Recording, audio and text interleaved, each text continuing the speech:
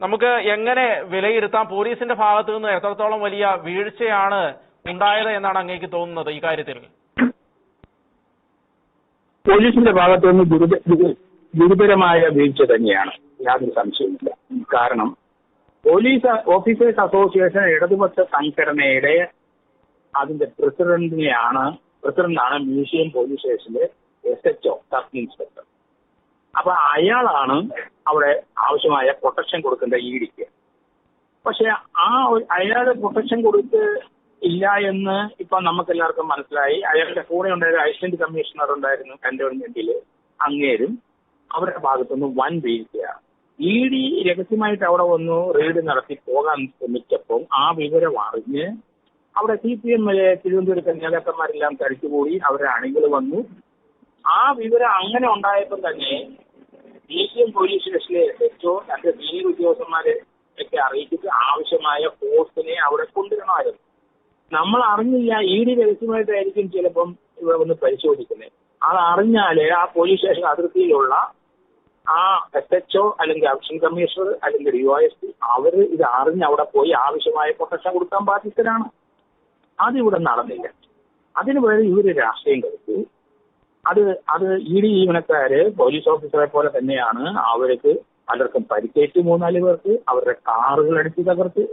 Police അതിനെ preventive ചെയ്യണമായിരുന്നു. അവിടെയുള്ള ഉദ്യോഗസ്ഥന്മാർ റെയ്ഡ് കഴിഞ്ഞപ്പം അവരെ സുരക്ഷിതമായിട്ട് അവരെ അവിടെ നിന്ന് പറഞ്ഞു വിടാൻ ഉത്തരവാദിത്തം ലോക്കൽ സർക്കിൾ ഇൻസ്പെക്ടറിനും അവിടുത്തെ അസിസ്റ്റന്റ് കമ്മീഷണർക്കും സിറ്റിയിലെ കമ്മീഷണർക്കുമാണ്. പക്ഷെ കൈവിട്ടുപോയി കാര്യങ്ങള്. അവർക്ക് 3-4 പേർക്ക്, ഒരു വനിതാ ഓഫീസർ അടക്കം EDയിലെ 4 പേർക്ക് പരിക്കേറ്റിട്ടുണ്ട്. ഭീമമായ നഷ്ടം, കാർ അടിച്ചു തകർത്ത്. ഇങ്ങനെ ഒരു സിറ്റുവേഷൻ ഇവിടെ ഉണ്ടായാല് അത് തീർച്ചയായിട്ടും ശക്തമായ നടപടി ആ ക്രിമിനൽസിനെതിരായിട്ട് മാത്രമല്ല, ഇത് പ്രിവെന്റ് ചെയ്യാൻ കഴിയാത്ത പോലീസ് ഉദ്യോഗസ്ഥന്മാരെ സർവീസിൽ വെച്ചുകൊണ്ടിരിക്കാൻ കഴിയില്ല എന്നാണ് എന്റെ പക്ഷം. കാരണം അവര് നമ്മൾ രഹസ്യമായിട്ട് വന്ന് പ്രതിപക്ഷ നേതാവിന്റെ വീട് റെയ്ഡ് ചെയ്തു അവിടെ ചോദ്യം ചെയ്യുന്ന അറിഞ്ഞെങ്കിൽ നമ്മൾ അവിടെ പോയി ആവശ്യമായ പ്രൊട്ടക്ഷൻ കൊടുക്കണമല്ലോ. അത് ഓരോ പോലീസ് സ്റ്റേഷനിൽ ആ SHOമാരുടെ ഉത്തരവാദിത്വമല്ല. അവർ ഈ എല്ലാ പോലീസ് സ്റ്റേഷൻ ലിമിറ്റിലുള്ള മുഴുവൻ വിവരങ്ങൾ അവരെ അറിയണ്ടേ? അറിഞ്ഞു വേണം, അവരെ അറിയിക്കണമെന്ന് നിർബന്ധമില്ല.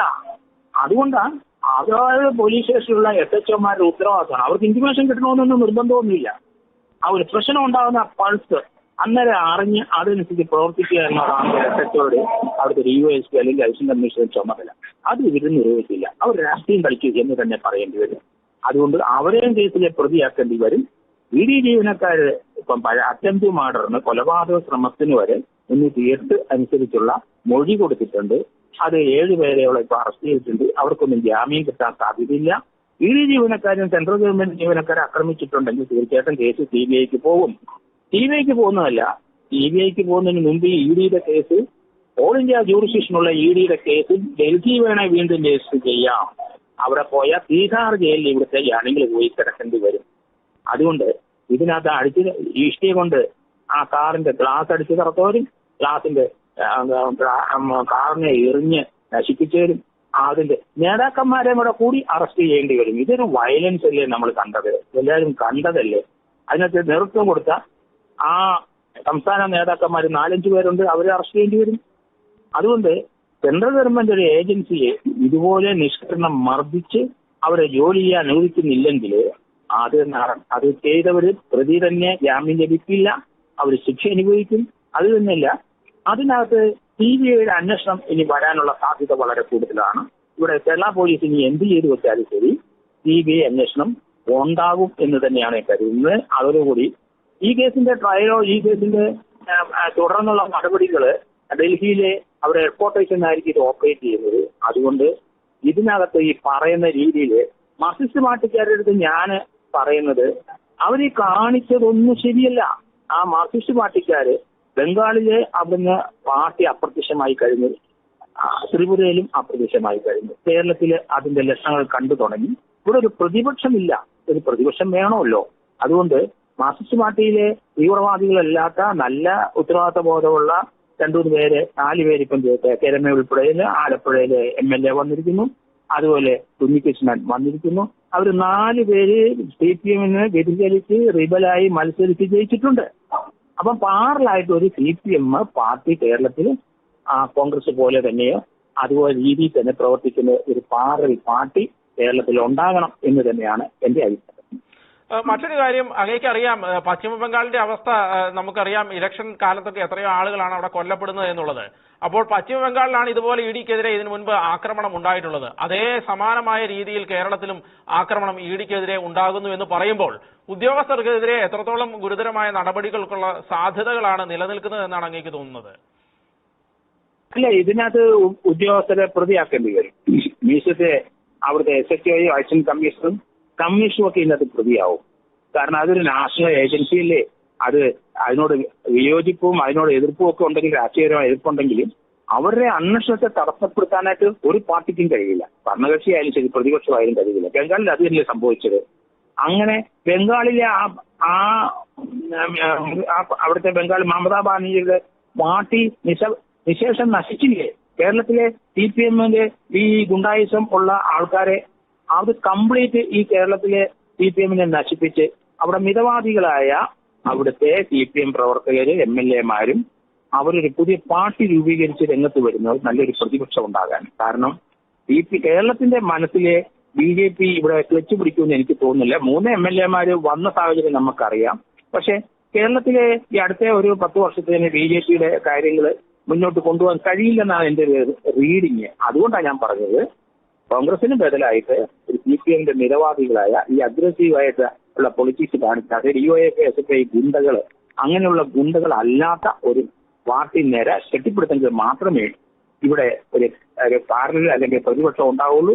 ബംഗാളിൽ അത് തന്നെ സംഭവിച്ചത് നമ്മൾ കണ്ടല്ലോ. തൃണമൂൽ കോൺഗ്രസ് അപ്രത്യക്ഷമായി, മാർക്സിസ്റ്റ് പാർട്ടി അപ്രത്യക്ഷമായി. അവിടെ വീണ്ടും കോൺഗ്രസിന്റെ ചില ആൾക്കാരുകൾ ഉയർന്നു വരുന്നതായിട്ട് എനിക്ക് തോന്നിയിട്ടുണ്ട്.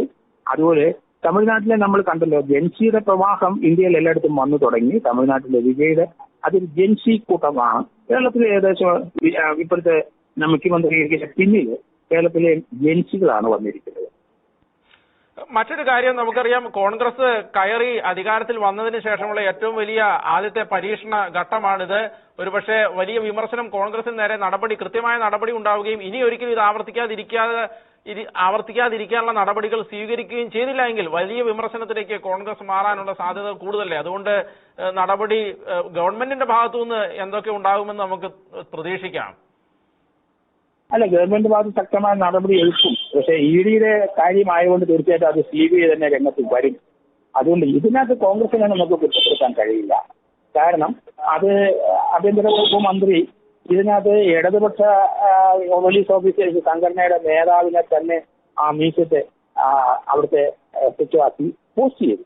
ഇപ്പൊ അയാൾ വെള്ളത്തിലായിട്ടുണ്ട്. അയാളെ അടിയന്തരമായിട്ട് സസ്പെൻഡ് ചെയ്യണം, സർവീസിൽ നിന്നൊക്കെ അയാളെ റിമൂവ് ചെയ്ത് കളയണം. കേരളത്തിൽ ഒരിക്കലും ഇന്ത്യയിലെ ഒരു സംസ്ഥാനത്തും ഇല്ല ഈ ട്രേഡ് യൂണിയൻ സംവിധാനം പോലീസിൽ. അത് കേരളത്തിൽ മാത്രമേ ഉള്ളൂ. അതിനോട് ഞാൻ അന്ന് മുതലേ വിയോജിക്കുന്ന മനുഷ്യനാണ്. അതുകൊണ്ട് അത് കേരളത്തിലെ ഈ ട്രേഡ് യൂണിയനിസം, ഈ സംഘടനകൾ ഇടതുപക്ഷ അത് നിരോധിച്ചുകൊണ്ടുള്ള ഉത്തരവ് ആഭ്യന്തര വകുപ്പ് ഇറക്കണം എന്ന് തന്നെയാണ് ഞാൻ പറയുന്നത്. അങ്ങ് ഇപ്പം പോലീസിനുള്ളിലെ ട്രേഡ് യൂണിയന്റെ കാര്യം പറഞ്ഞുകൊണ്ട് അത് അല്പം കൂടി ഒന്ന് വിശദീകരിക്കാൻ കഴിയുമോ? കാരണം എത്രത്തോളം സീരിയസ് ആണ് ഈ ട്രേഡ് യൂണിയനുകൾ എന്ന് വെച്ചാൽ, ട്രേഡ് യൂണിയൻ എന്ന് പറയുമ്പോൾ തീർച്ചയായിട്ടും പാർട്ടിയുടെ സ്വാധീനം അതിൻ്റെ ഉള്ളിൽ വളരെ വ്യക്തമാണല്ലോ. അത് എത്രത്തോളം സീരിയസ് ആണെന്നാണ് അങ്ങേക്ക് തോന്നുന്നത് ഈ പ്രശ്നത്തോടെ? അത് വളരെ സീരിയസ് ആയ ഒരു ഇഷ്യൂ ഞാൻ പറയുന്നത്. കാരണം ഇടതുപക്ഷ സംഘടനയുടെ ഒരു നേതാവിനെയാണ് മ്യൂസിയത്തിലെ സർക്കിൾസായിട്ട് പോസ്റ്റ് ചെയ്തത്. അപ്പൊ ആ ഇടതുപക്ഷ സംഘടനയുടെ മുഖ്യമന്ത്രി ആയിരുന്ന ആളുടെയും ഇപ്പം പ്രതിപക്ഷ നേതാവായിരുന്നതും CPMന്റെ അധികാര സ്ഥലത്ത് ഇരിക്കുന്ന അവരെ ഉന്നതരായി പറയുന്നത് കേൾക്കാൻ ബാധ്യതരാണ് ഇടതുപക്ഷ സംഘടനയുടെ പോലീസ് ഓഫീസ് സംഘടനയുടെ പ്രസിഡന്റ്, സെക്രട്ടറി. അവര് കൺട്രോൾ ചെയ്യാൻ ശക്തമായ നടപടി പോലീസിന് തരണമെന്ന് ഇരിക്കാൻ ആവശ്യപ്പെട്ടില്ലല്ലോ. അതിന്റെ കാരണം എന്താണ്? അത് ഇടതുപക്ഷം അവിടെ പ്രകടനം നടത്തട്ടെ എന്ന് അവിടുത്തെ SHO തീരുമാനിച്ചു. അത് അയാളുടെ അന്ത്യം തന്നെയാണ്, അതിന് യാതൊരു സംശയമില്ല. അങ്ങനെയുള്ള ചിന്താഗതി, അതുകൊണ്ടാണ് ഞാൻ പറയുന്നത്. അതിനൊരു ടിപ്പിക്കൽ എക്സാമ്പിൾ അല്ലേ. അതുകൊണ്ട് കേരളത്തിലെ ഈ ഇടതുപക്ഷ സർക്കാരാണോ അത് തുടങ്ങി വെച്ചത്, വലതുപക്ഷ സർക്കാരായാലും ആരായാലും ശരി, പോലീസിൽ ഈ ട്രേഡ് യൂണിസം പോലെ സംഘടന ഉണ്ടാകാൻ പാടില്ല. കാരണം ഓരോ ആൾക്കാർ വരുമ്പോഴും ആ സംഘടനയെ പ്രവർത്തിക്കുന്ന ചിന്താഗതി ആ ഇടതുപക്ഷക്കാർ ഭരിക്കുമ്പോൾ ഇടതുപക്ഷ ചിന്താഗതി അമ്മമാർക്കുണ്ടാവും. വലതുപക്ഷത്തെ അല്ലെങ്കിൽ കോൺഗ്രസ്സുകാരെങ്കിലും വരുമ്പോൾ അവർക്ക് നീതി കൊടുക്കാൻ കഴിയില്ല. പാർട്ടി പറയുന്നവരെ അവൻ ചെയ്യുള്ളൂ. പാർട്ടിയുടെ ചിന്തയും പാർട്ടിയുടെ ആവേശമൊക്കെയാണ് ഇവന്റെ മനസ്സിൽ കിടക്കുന്നത്. അതുകൊണ്ടാണ് തീർച്ചയായിട്ടും അത് മാറ്റണം. അതുകൊണ്ടാണ് ഞാൻ പറയുന്നത് കേരളത്തിലെ പോലീസ് ഓഫീസേഴ്സിന്റെ ആ സംഘടന ഇടതായാലും ശരി, കോൺഗ്രസ് ആയാലും ശരി, കമ്മ്യൂണിസ്റ്റ് ആയാലും ശരി, അത് നിരോധിച്ചുകൊണ്ടുള്ള ഉത്തരവ് അടിയന്തരമായിട്ട് രമേശ് ചെന്നിത്തല ഇടണം, ഉത്തരവ് ഉണ്ടാകണം, അല്ലെങ്കിൽ വി സതീശൻ ഗവൺമെന്റ് അത് നടപ്പാക്കണം എന്നതെങ്കിൽ പകുതി പ്രശ്നങ്ങൾ കേരളത്തിൽ തീരും.